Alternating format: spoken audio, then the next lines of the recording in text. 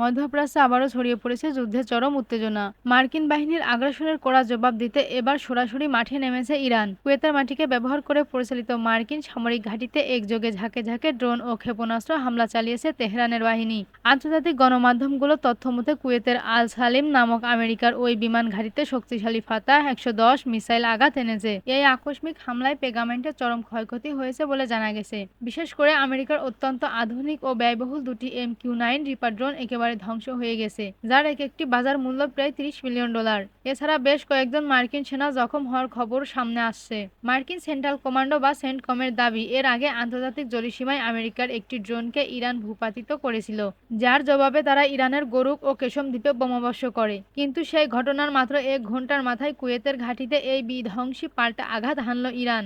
বর্তমানে পুরো কুয়েত জুড়ে রেড অ্যালার্ট জড়িয়ে রয়েছে এবং অনবরত বাজছে siren. Mosammat Sharmin, pulse news.